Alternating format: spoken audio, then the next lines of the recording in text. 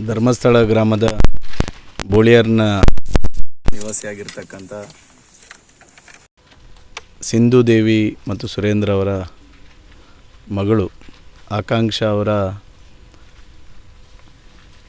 ಇವತ್ತು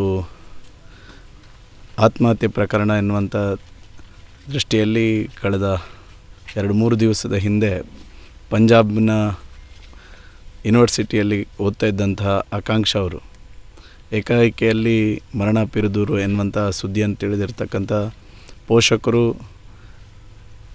ಪಂಜಾಬಿಗೆ ತೆರಳಿದಂಥ ಸಂದರ್ಭದಲ್ಲಿ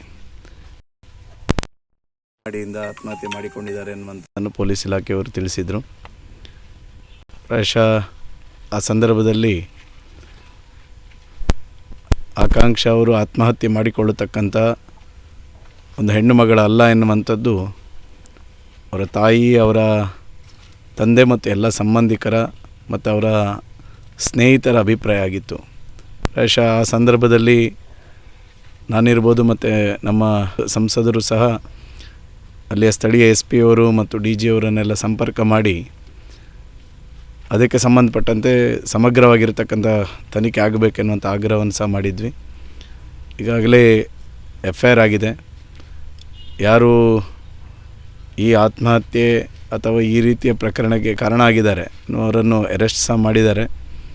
ಇದಕ್ಕೆ ಸಂಬಂಧಪಟ್ಟಂತೆ ಸಮಗ್ರ ತನಿಖೆ ಆಗಬೇಕು, ಆಕಾಂಕ್ಷಳ ಸಾವಿಗೆ ನ್ಯಾಯ ಸಿಗಬೇಕೆನ್ನುವಂಥ ಆಗ್ರಹವನ್ನು ಸಹ ನಾನು ಈ ಸಂದರ್ಭದಲ್ಲಿ ಮಾಡ್ತೇನೆ. ಸರ್ಕಾರದ ಮೂಲಕ ಪಂಜಾಬ್ ಸರ್ಕಾರಕ್ಕೆ ಒತ್ತಡ ಆಗ್ತಾರೆ.